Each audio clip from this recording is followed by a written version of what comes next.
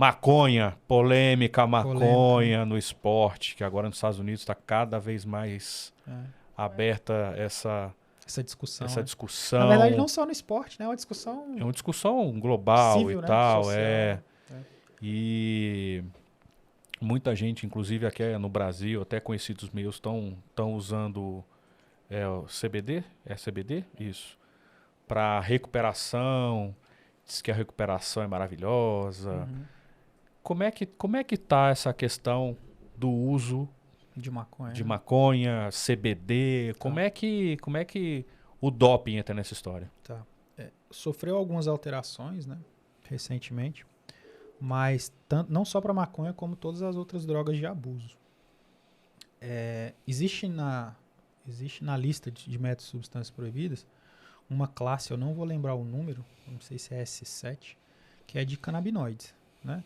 Toda a parte que envolve maconha está lá proibida.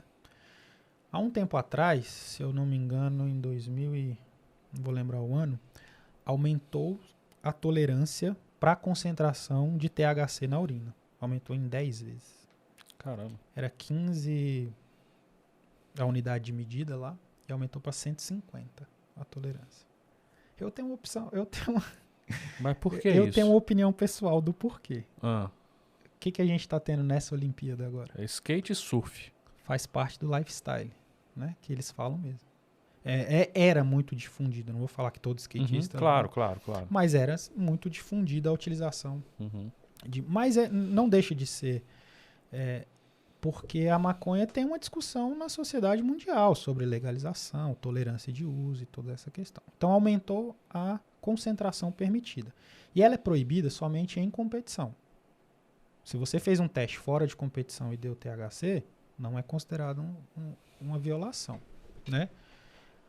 Nessa concentração, é praticamente a pessoa fazer uso de um cigarro de maconha antes de entrar na prova, tá?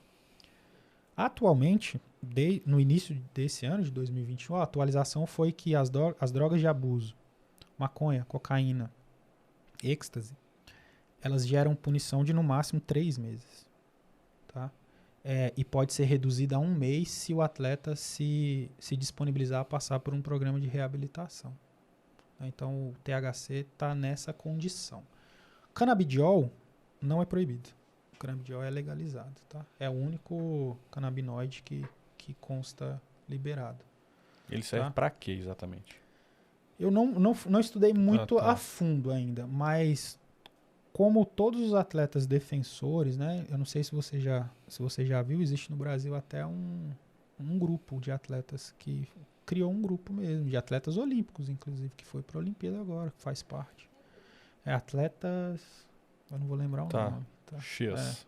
Mas que tem algum nome relacionado à maconha. Eles relatam muito a melhoria da questão de dor muscular, né? Que é inerente à vida do atleta, fadiga, recuperação muscular, né? Tem gente que está utilizando como pré-atividade física, que diz que melhora a questão cardiorrespiratória, toda essa questão. O CBD é uma discussão mundial para diversas áreas, né? E no esporte ela foi liberada mesmo. O problema que tem que tomar cuidado é que, como a extração ainda é feita da planta, ela pode vir com uma certa concentração de THC. E aí, você usou canabidiol, mas deu THC, até você provar que foi daí, você já perdeu um tempo da tua carreira, né? Pode ser que dê um resultado positivo. A minha opinião é que, assim, é estranho liberar uma coisa que é indiscutível a importância da substância para a nossa sociedade. Sim. Como medicamento, sabe... A gente cansa de ver o tanto que melhora a qualidade de vida de quem tem síndrome do pânico, ansiedade. Cara, é um medicamento, convulsão, né? Muita criança que tem convulsões. Isso é indiscutível, tanto que esse medicamento é poderoso e que a ciência tem que estudar demais isso. Isso é básico, indiscutível. Mas assim, eu acho tão ruim essa liberação, minha visão, que é o seguinte, é claro que ela é uma substância poderosa, ok, Mas a partir do momento que você usa uma substância que elimina a dor natural do esforço que você fez, eu que não quero usar, como é que eu vou competir com você que sente menos dor?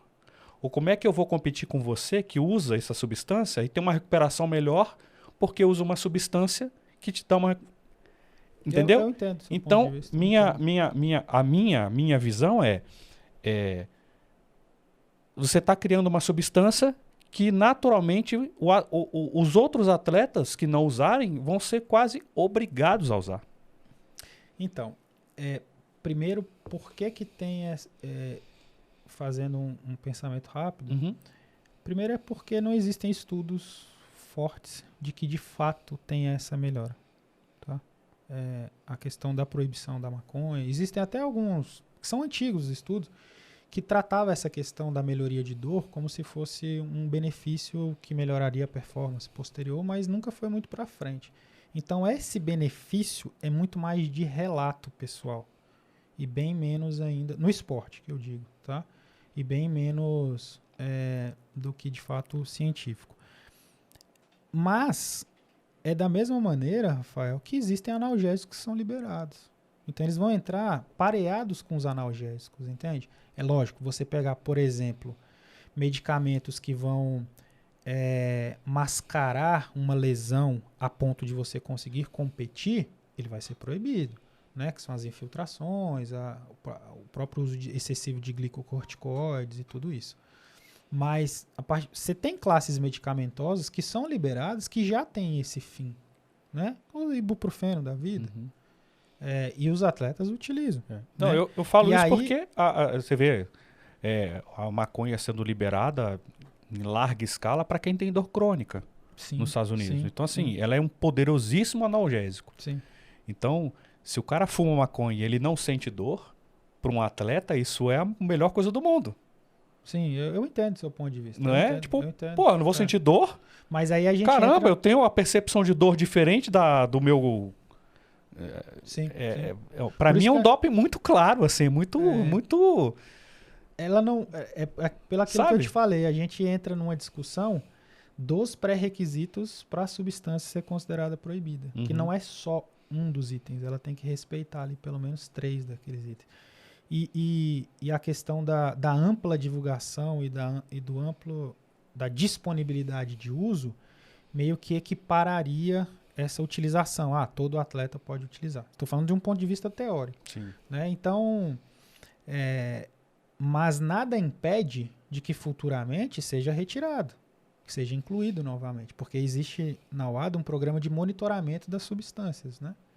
Então, você tem substâncias que não são proibidas, mas estão sendo avaliadas pela UADA pelo uso excessivo, para ver se de fato não faz mal, ou se de fato não melhora. Tem um exemplo, a cafeína já fez parte da lista de substâncias proibidas. Né? E ela passou por um período no plano de monitoramento. Né? E por que a cafeína foi retirada? É nitidamente e comprovadamente que cafeína é um suplemento que melhora a capacidade esportiva.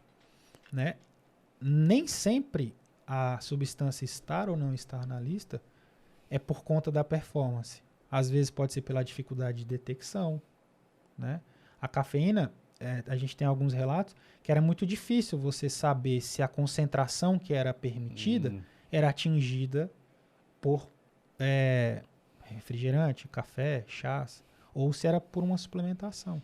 Porque ela é um estimulante forte, né? Poderoso. Forte, né? Ela é um dos únicos poucos suplementos que tem comprovação de nível A. Né? Que a gente tem uma gama de suplementos sendo vendidos, mas que de fato tem resposta e respaldo científico, são pouquíssimos. Isso aí é legal para falar para os atletas, que você não utilizar suplementos